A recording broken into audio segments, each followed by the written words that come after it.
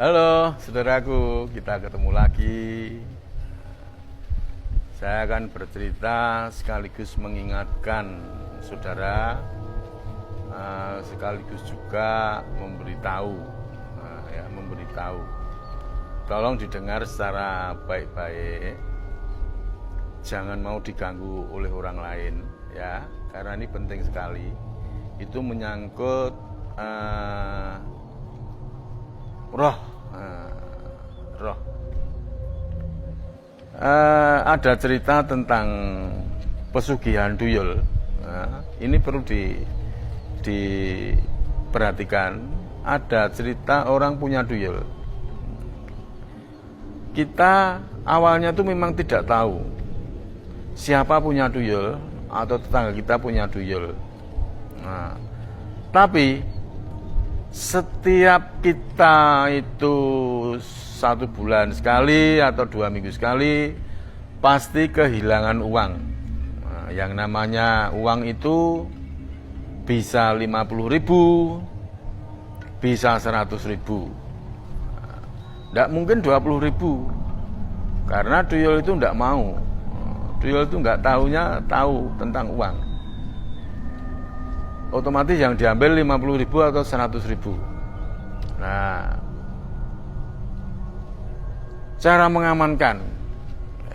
mengamankan supaya uang Anda itu tidak diganggu tuyul itu mudah sekali. Taruh di laci. Di dalam laci itu ada sepotong bawang putih dan 1 keping kaca, 1 keping kaca gitu, ditaruh di situ, uang lalu dimasukkan. Itu ya moga saja nggak akan diambil tuyul. Karena apa? Yang namanya bawang itu nggak bisa dibuat mainan, itu pedes. Kalau Anda nggak percaya, coba Anda ngambil bawang lalu dimakan, di apa itu namanya ya, kalau orang Jawa digeledos gitu, itu pasti pedes. Kalau kaca itu dikiranya ada temennya. Di situ ada temennya, sehingga tuyul begitu masuk, oh di situ sudah ada, akhirnya mereka keluar lagi, nggak ngambil. Seperti itu. Tuyul itu ternyata dibilang pandai ya pandai, sebetulnya tidak pandai juga. Karena apa? Itu tergantung orang itu yang punya. Waktu transaksi itu pakai uang apa? Kalau pakai uang 100-an, tuyul ini dikasih ini uang. Kamu kalau ngambil gambarnya ini, uang ratusan ini.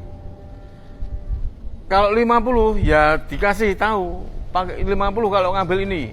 Sehingga kalau di laci itu tidak ada ratusan atau 50-an sesuai apa yang ditunjukkan, mereka nggak mau ngambil. Nah, seperti itu. Jadi mereka tuh apal. Ciri-ciri orang punya tuyul. Nah, ini saya kasih tahu. Ciri-ciri orang punya tuyul. Saudara kalau berjalan di jalan, terutama di pasar atau di mal, orang tuh pasti gini ya, tahu ini ya, ini gendong tangan gini, seperti Anda gendong anak kecil.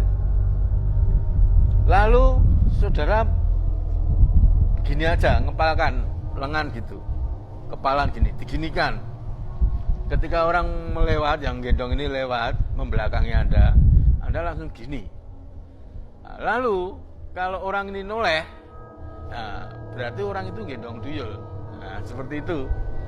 Ketika Anda ingin tahu siapa gendong tuyul gitu, kepal gini, otomatis yang digendong ini jawe sama sing gendong. Aku mah dipukul orang itu, lalu mereka dijauh gini noleh. Nah, itu pasti orang itu gendong tuyul. Nah, seperti itu. Makanya hati-hati. Kalau Anda kepingin pegang tuyul, itu syaratnya mudah sekali juga. Anda harus puasa 24 jam dari 6 sore sampai 6 sore. 6 sore itu sampai 6 sore. Itu pasti Anda bisa tahu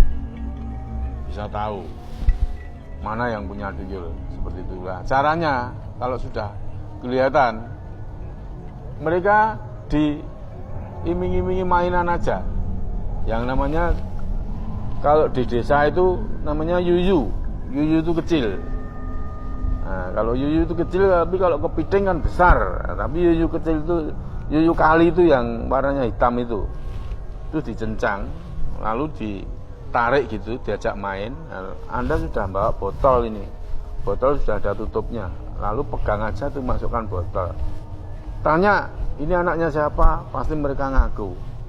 Anaknya Pak Wiro misalnya, seperti itu ya, dia ngaku. Nah, Anda baru bisa megang orang itu. Hanya itu dulu untuk pengalaman masalah tuyul. Tapi jangan cari ya, karena itu tidak layak untuk kehidupan orang yang beriman. Terima kasih, lain kali ketemu lagi.